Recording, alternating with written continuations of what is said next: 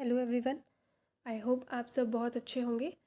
आज की क्लास में हम बात करने वाले हैं social learning theory by Albert Bandura.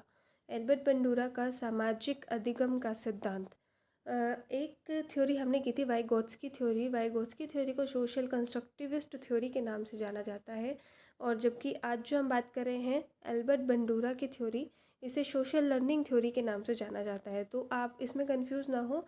SCT यानी सोशल कंस्ट्रक्टिविस्ट थ्योरी जो कि वाइगोत्स्की ने दी थी, और सोशल लर्निंग थ्योरी SLT जिसके बारे में एल्बर्ट बंडूरा ने जो है अपना सिद्धांत जो है दिया था। तो ये कंफ्यूजिंग कई बार बनता है, तो ये एग्ज़ाम पॉइंट ऑफ व्यू से ये चीज़ इंपॉर्टेंट है। Social learning theory is given by Albert Bandura. तो आज की जो हमारी क्लास है, हमारी CDP सीरीज़ की क्लास नंबर 9, जिसके अंदर हम बात करेंगे social learning theory by Albert Bandura. मैं कोशिश करूँगी कि दोनों मीडियम में, इंग्लिश और हिंदी दोनों मीडियम में आपको नोट्स दे पाऊँ आगे की सीरीज़ में भी। और इसमें भी मैंने इस वीडियो में भी बाइलिंगुअल नोट्स देने का प्रोवाइड किया है इसके अंदर भी, ताकि आप लोगों को अगर आप B.Ed के थ्योरी एग्ज़ाम्स को भी कवर कर रहे हैं तो वो भी, उसमें भी आपको कोई परेशानी ना हो। साथ ही हम कॉन्सेप्ट के साथ साथ इसमें कुछ क्वेश्चंस भी इस थ्योरी से रिलेटेड करेंगे, ताकि कॉम्पिटिटिव एग्ज़ाम में कई बार पूछा जाता है। बोबोडोल एक्सपेरिमेंट बहुत ही जो हम बात करें, बहुत इम्पोर्टेंट कॉन्सेप्ट है बोबोडोल एक्सपेरिमेंट का, और बहुत इजी भी है। ऑब्जर्वेशनल लर्निंग का जो कॉन्सेप्ट है वो भी एल्बर्ट बंडूरा ने ही दिया था। तो इसके बारे में डिटेल में बात करते हैं। सबसे पहले हम बात करें इसके जो सोशल लर्निंग थ्योरी जो दी थी एल्बर्ट बंडूरा ने, इससे पहले हमने जो बात की थी classical conditioning and operant conditioning theories, दोनों थ्योरीज़ को हमने कवर कर लिया था। क्लासिकल कंडीशनिंग थ्योरी जो है जिसके अंदर, जिसको हम SR थ्योरी के नाम से जानते हैं, SR थ्योरी। जबकि ऑपरेंट कंडीशनिंग थ्योरी जो है वो रिएक्शन कॉन्सिक्वेंसेस पे बेस्ड है, RS थ्योरी के नाम से। दोनों आपस में अपोजिट है। तो ये क्वेश्चन हमने लास्ट उसमें भी किया था, लास्ट वीडियो में भी किया था। आज हम बात करेंगे बंडूरा की SLT के बारे में, सोशल लर्निंग थ्योरी के बारे में। तो उन्होंने दो महत्वपूर्ण विचार जो है इसमें दिए थे कि जो ये SR और RS के बारे में हम बात कर रहे हैं, ये जो बॉन्डिंग के बारे में बात कर रहे हैं, स्टिमुलस रिस्पॉन्स बॉन्डिंग के बारे में, तो इसमें इन्होंने जो है अपना विचार दिया कि ये जो स्टिमुलस है, जब हम स्टिमुलस किसी चीज़ के सामने रखते हैं, किसी व्यक्ति के सामने या किसी भी एनिमल के सामने जिसके ऊपर हमने एक्सपेरिमेंट करना है, तो स्टिमुलस को देखते ही रिस्पॉन्स मिल जाता है। तो ये SR बॉन्डिंग के बारे में इन्होंने बात की थी। लेकिन इन्होंने कहा कि ये बॉन्डिंग तो बनती है, लेकिन इसके बीच में कुछ ना कुछ मीडिएटिंग प्रोसेसेस भी होती हैं। डायरेक्ट स्टिमुलस को देख के रिस्पॉन्स नहीं मिलता, इसके बीच में कुछ ना कुछ मीडिएटिंग प्रोसेसेस होती हैं, मध्यस्थता प्रक्रियाएं होती हैं। तो वो कौन सी मीडिएटिंग प्रोसेस है उनके बारे में बात करेंगे। साथ ही उन्होंने कहा कि बिहेवियर को, व्यवहार को सीखने की प्रक्रिया के माध्यम से पर्यावरण से सीखा जाता है, एनवायरनमेंट से सीखा जाता है। तो ये बात इन्होंने की थी अपनी थ्योरी के अंदर।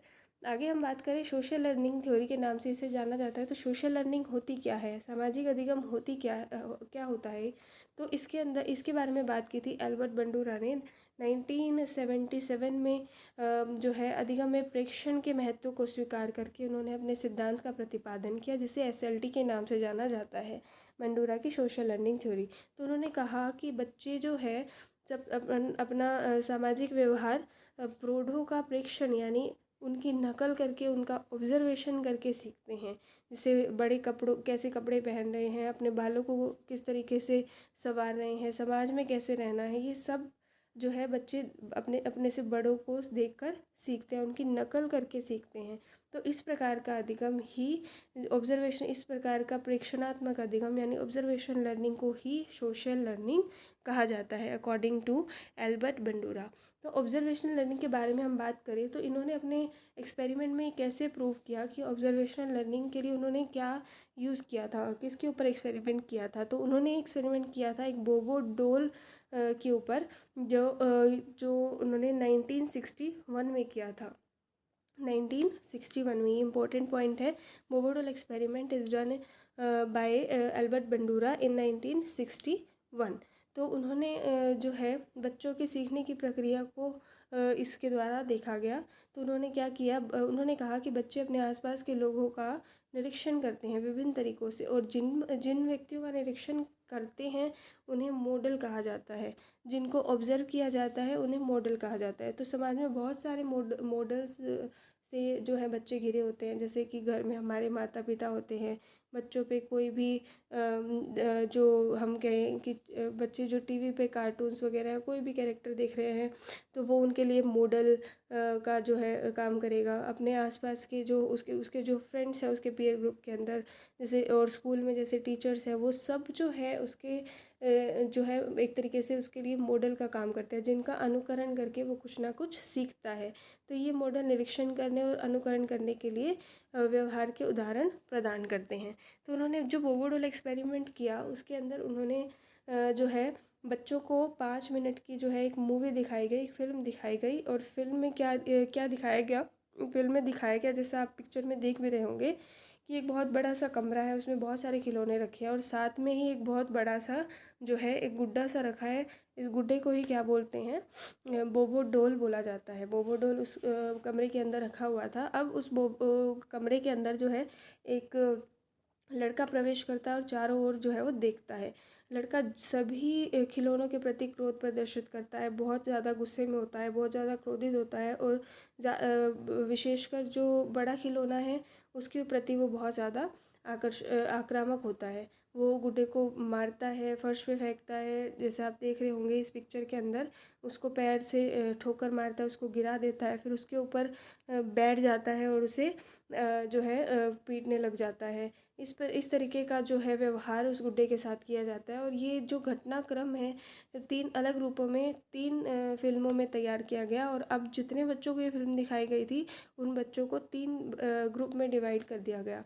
तो 3 समूह बना दिए गए बच्चों के। तो पहले समूह में जो फिल्म बच्चों को दिखाई गई थी तो उन्होंने देखा कि जो आक्रामक व्यवहार करने वाला जो लड़का है, वो जो मॉडल है, उसको जो है प्राइज़ दिया गया है ऐसा व्यवहार करने के लिए। एक व्यक्ति ने उसके इस व्यवहार के लिए, आक्रामक व्यवहार के लिए उसकी प्रशंसा की। दूसरी फिल्म में जो बच्चों को दिखाया गया, दूसरे समूह के जो बच्चे थे उनको दिखाया गया कि उस लड़के को उसका व्यवहार इस तरीके का व्यवहार करने के लिए उसे पनिशमेंट दी गई, दंडित किया गया उसके लिए।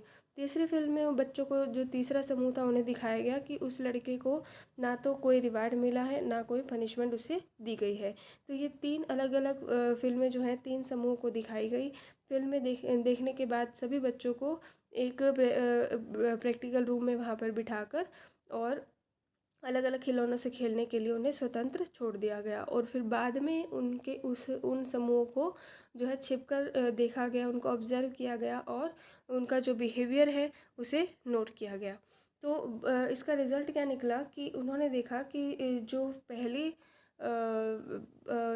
पहला जो ग्रुप था जिसमें दिखाया गया कि उस बच्चे को ऐसा व्यवहार करने के लिए पुरस्कृत किया गया है, रिवार्ड दिया गया है, तो वही बच्चे ऐसे थे जिन्होंने सबसे ज़्यादा आक्रामक व्यवहार जो है वो दिखाया। और सबसे कम आक्रामकता वाले बच्चे वो थे जिन्हें फिल्म में दिखाया गया था कि ऐसा आक्रामक व्यवहार करने के लिए पनिशमेंट मिलती है, दंडित होते हुए उन्होंने उस बच्चे को देखा था। तो वो सबसे कम आक्रामक व्यवहार उन्होंने दिखाया। तो इस एक्सपेरिमेंट से स्पष्ट हो गया कि सभी बच्चों ने फिल्म में दिखाए गए जो घटनाक्रम से उन्होंने आक्रामकता सीखी और उस मॉडल का जो है उसका अनुकरण किया, उसकी नकल की, उससे वो व्यवहार सीखा। तो उस प्रेक्षण द्वारा अधिगम की प्रक्रिया में प्रेक्षक मॉडल के व्यवहार को का उसका ऑब्जर्वेशन करके बच्चा ज्ञान प्राप्त करता है। पर वो कैसा बिहेवियर करेगा वो किस पर डिपेंड करता है कि उस मॉडल को रिवार्ड दिया गया है या पनिशमेंट दी गई है। तो पूरा की पूरा जो व्यवहार है उसका, बिहेवियर जो है उसका, उस पर डिपेंड करता है कि उसे रिवार्ड मिला है या पनिशमेंट मिली है। अगर रिवार्ड मिला है तो उस बिहेवियर को रिपीट करेगा, और अगर उसे दंडित किया गया है तो वो जो उसने देखा उस बिहेवियर को वो रिपीट नहीं करेगा। तो ये रिज़ल्ट था इस एक्सपेरिमेंट का।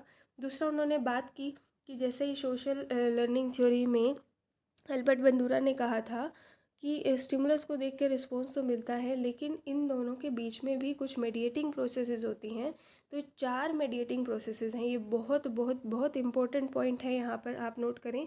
ये जो 4 मेडिएटिंग प्रोसेसेस हैं, ये चारों आपको बहुत अच्छे तरीके से याद रखनी है। इनका ऑर्डर भी आपको याद रखना है, कौन सी स्टेज के बाद कौन सी स्टेज आएगी। और सबसे पहले आती है अटेंशन यानी ध्यान। ध्यान यानी कि हम जिसका अनुकरण करना चाहते हैं या जो मॉडल हमारे सामने है उसके प्रति हम कितने अटेंटिव हैं, उसके व्यवहार को, उसके बिहेवियर को हम कितना नोटिस कर रहे हैं, कितना हम अटेंटिव हैं। क्योंकि एक व्यवहार का अनुकरण करने के लिए हमें उसके प्रति बिल्कुल अटेंटिव होना पड़ेगा, बिल्कुल ध्यान देकर उसे जो है ऑब्ज़र्व करना पड़ेगा। फिर सेकंड जो पॉइंट है इसके अंदर, रिटेंशन यानी अवधारण। उस व्यवहार को हमने कितने अच्छे तरीके से याद किया है, हमारे दिमाग में उस चीज़ को बिठा लिया है। तो व्यवहार पर ध्यान दिया जा सकता है, लेकिन यह हमेशा याद नहीं किया जा सकता, जो स्पष्ट रूप से नकल को रोकता है। ये बात बहुत ध्यान देने योग्य है कि हमने उस चीज़ को ऑब्ज़र्व तो कर लिया बहुत अच्छे से अटेंटिवली, अब वो चीज़ हमें कितनी याद रहती है, वो उसे हम बोलते हैं रिटेंशन। फिर आता है थर्ड पॉइंट हमारा, रिप्रोडक्शन यानी पुनः प्रदर्शन। जो हमने व्यवहार देखा तो उस व्यवहार को प्रदर्शित करने की क्षमता ही क्या कहलाती है, रिप्रोडक्शन की। हम उस व्यवहार को ऐसे के ऐसे किस तरीके से रिपीट कर सकते हैं, कैसे उसको फिर से उसको रिप्रोड्यूस कर सकते हैं। फोर्थ पॉइंट है हमारा मोटिवेशन, अभिप्रेरणा। व्यवहार करने की इच्छा शक्ति, और वो इच्छा शक्ति वो किस पर डिपेंड करेगी, वो मोटिवेशन हमें कहाँ से मिलेगा कि उस व्यवहार को उस पर पर्यवेक्षक द्वारा दंडित किया गया है या फिर पुरस्कृत किया गया है। पूरे की पूरी जो प्रोसेस है वो किस पर डिपेंड करेगी कि हम उस चीज़ को, मतलब उस चीज़ के प्रति रिएक्शन देंगे या नहीं देंगे। स्टिमुलस तो मिल गया हमें, लेकिन स्टिमुलस के बाद हम उसको उसके प्रति उसका जो है अनुक्रिया करेंगे या नहीं करेंगे, वो किस बात पर डिपेंड करती है, वो मोटिवेशन पर डिपेंड करती है। और मोटिवेशन हमें कहाँ से मिलेगा कि उस व्यवहार को पर्यवेक्षक द्वारा पुरस्कृत किया गया है या दंडित किया गया है। पूरी की पूरी चीज़ उस पर निर्भर करती है कि वो अनुक्रिया दोबारा दोहराई जाएगी या नहीं दोहराई जाएगी। तो ये 4 स्टेप आपको बहुत बहुत अच्छे तरीके से याद रखने हैं, क्योंकि ये बहुत इंपॉर्टेंट पॉइंट है कॉम्पिटिटिव एग्ज़ाम के पॉइंट ऑफ व्यू से भी। कि क्योंकि इसमें पूछा जाता है कई बार, ऑर्डर ही पूछ लिया जाता है कि इनको करेक्ट ऑर्डर में लगाओ, उचित क्रम में व्यवस्थित करो। सबसे पहले क्या आता है, ध्यान, फिर अवधारण, फिर पुनः प्रदर्शन, फिर अभिप्रेरणा। तो ये ऑर्डर आपको याद रखना है, attention, retention, reproduction and motivation. ये 4 मेडिएटिंग प्रोसेसेस हैं जो कि किसी भी तरीके की लर्निंग करने में स्टिमुलस और रिस्पॉन्स के बीच में जो मेडिएटिंग प्रोसेस आती हैं वो ये 4 प्रोसेस आती है, attention, retention, reproduction and motivation. यही चीज़ यहाँ पर इंग्लिश मीडियम में समझाई गई है ताकि आप लोगों के लिए बेनिफिशियल हो। आगे हम बात करें, एक और एग्जांपल से इसे समझते हैं। जैसे कि आपका जो बीएड का जो प्रोग्राम है उसके अंदर जब टीचर जो है, जब आपकी जो ट्रेनिंग होती है तो ट्रेनिंग से पहले एक मॉडल लेसन जो है आपके टीचर के द्वारा पढ़ाया जाता है। जो आपका टीचर एजुकेटर है वो आपको अच्छे से वो चीज़ पाठ्य योजना उस लेसन को बनाएगा और एक मॉडल के रूप में आपके सामने प्रस्तुत करेगा, बीएड के छात्रों के सामने प्रस्तुत करेगा। तो जैसा अध्यापक जो है जिस तरीके का व्यवहार, जिस तरीके की प्रक्रिया कर रहा है, कैसे उसने अपना लेसन पढ़ाना शुरू किया, प्रीवियस नॉलेज टेस्ट की, और प्रीवियस नॉलेज टेस्ट करने के बाद किस तरीके से उसने टॉपिक को अनाउंस किया, अपनी प्रेजेंटेशन में उसने कैसे कैसे जो है फर्दर प्रोसीड किया, मॉडल का यूज़ किया, चार्ट का यूज़ किया, कितना उसने बच्चों की अटेंशन को गेन करने की कोशिश की। हर एक क्रिया, हर एक व्यवहार वो बच्चे जो है बीएड के जो छात्र हैं वो अपने अध्यापक की हर एक क्रिया का, हर एक व्यवहार का निरीक्षण करते हैं, ऑब्जर्वेशन करते हैं, और उसके पश्चात वे अध्यापक की प्रत्येक क्रिया और उसके प्रश्न पूछने का तरीका, फीडबैक लेने का तरीका, उसने टीचिंग एड्स जो यूज़ की हैं उसको किस तरीके से यूज़ किया, बच्चों को किस तरीके से एक्टिव रखा है, और किस तरीके से उसने विषय वस्तु की व्याख्या की है, कौन सी विधि जो है उसने इस्तेमाल की है, हर एक चीज़ को अपनी स्मृति में शामिल करने की कोशिश करते हैं, अवधारण करने की, रिटेन करने की कोशिश करते हैं। और फिर जब वो फिर से वो पाठ पढ़ाते हैं स्वयं, तो वो उन सब क्रियाओं को उसी तरीके से दोहराने का प्रयास करते हैं, यानी कि रिप्रोडक्शन का काम करते हैं, रिप्रोड्यूस करने का काम करते हैं। तो इसी तरीके से जो है इस तरीके से मॉडलिंग प्रक्रिया द्वारा सीखने की विधि को सीखने के लिए और व्यवहार में अच्छी आदतों के निर्माण के लिए ये जो विधि है ये महत्वपूर्ण सिद्ध होती है। आगे हम बात करें इस सोशल लर्निंग थ्योरी की कैरेक्टरिस्टिक्स के बारे में, तो व्यक्ति अपने जीवन में अधिकांश व्यवहार जो है इस सिद्धांत द्वारा निर्देशित विधि द्वारा ही सीखता है। जो सामाजिक अधिगम की पूरी प्रक्रिया है वो किस पर डिपेंड करती है? निरीक्षण पर, ऑब्जर्वेशन पर, उसको हम कितना याद रखते हैं, स्मृति पटल पर अंकन और उसका अनुकरण कैसे कर रहे हैं, और फिर पुनर्बलन की प्रक्रिया। उस व्यवहार को तभी दोहराया जाएगा जब हमें पुनर्बलन मिलेगा। तो ये सब प्रक्रियाएं जो है सामाजिक अधिगम की प्रक्रिया में शामिल होती हैं। तो यह सिद्धांत उद्दीपन अनुक्रिया के मध्य जो भी संज्ञानात्मक आंतरिक चरों की उपस्थिति को मान्यता देता है, जो मीडिएटिंग प्रोसेसेस के बारे में हमने बात की, attention, retention, reproduction and motivation. तो इनके बारे में भी बात करता है। यह सिद्धांत व्यक्ति के व्यवहार का अनुकरण करके सीखने पर बल देता है, जिसे हम बोलते हैं ऑब्जर्वेशनल लर्निंग। इस सिद्धांत के अनुसार सीखने वाला उन व्यवहारों को ही सीखता है जिस पर वो ध्यान देता है या जिससे वो प्रभावित होता है।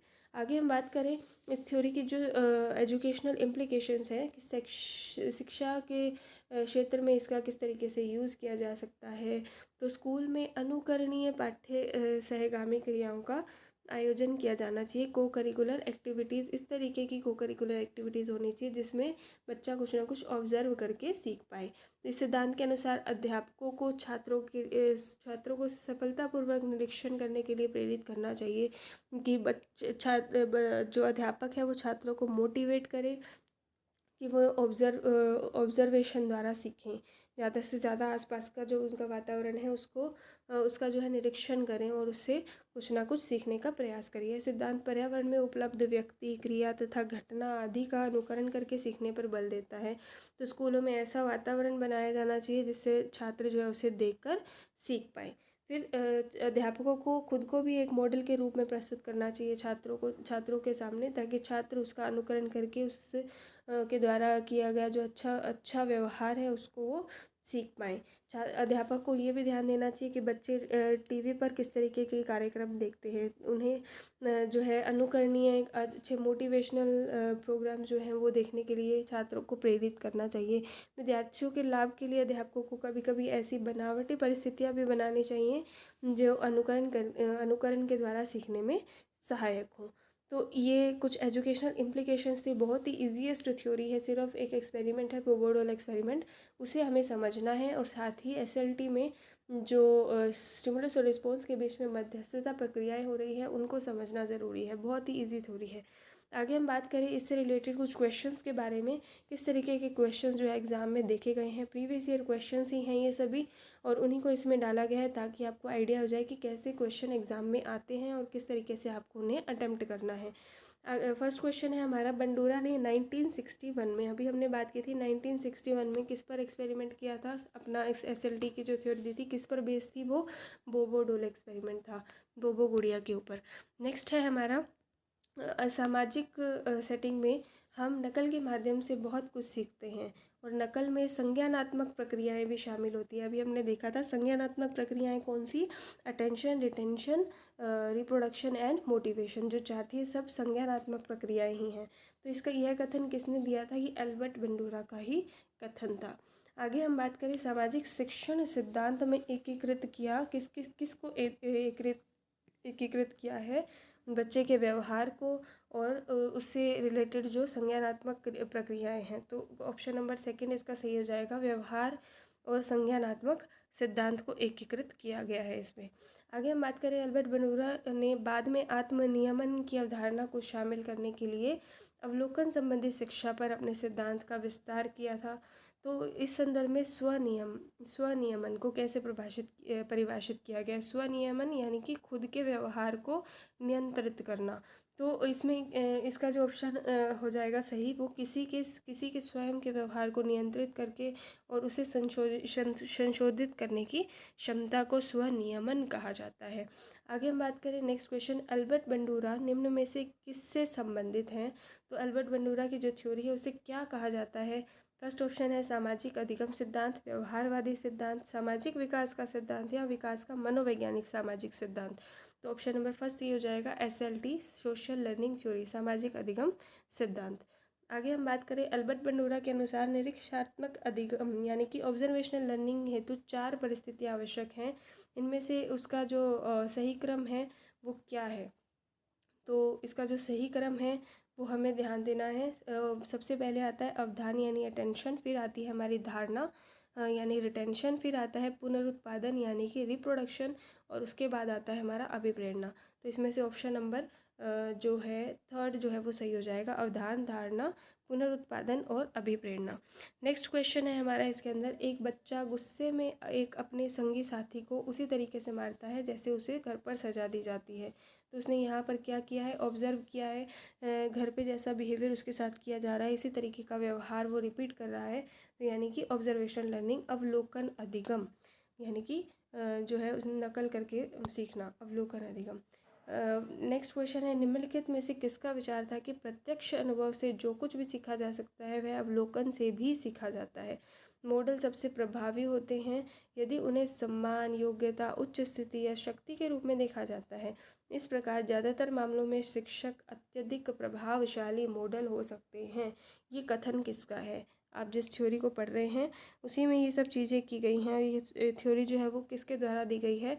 आई होप आप सभी को ये समझ में आ गया होगा। तो आप इसका आंसर जो है वो कमेंट बॉक्स में ज़रूर दें ताकि मुझे भी मोटिवेशन मिले कि आप लोगों को ये जो सीरीज़ स्टार्ट की गई है उसके जो लेक्चर्स हैं वो समझ में आ रहे हैं। मैं कोशिश करूँगी आगे भी इस सीरीज़ को कंटिन्यू करने की, और इसी तरीके से हम इसको कंटिन्यू करेंगे। कॉन्सेप्ट पहले थ्योरी पूरी कवर करेंगे और उससे रिलेटेड क्वेश्चंस को हम बाद में डिस्कस करेंगे। So thank you so much. Next video में हम बात करेंगे फ्रायड के द्वारा दी गई साइकोसेक्सुअल डेवलपमेंट थ्योरी के बारे में।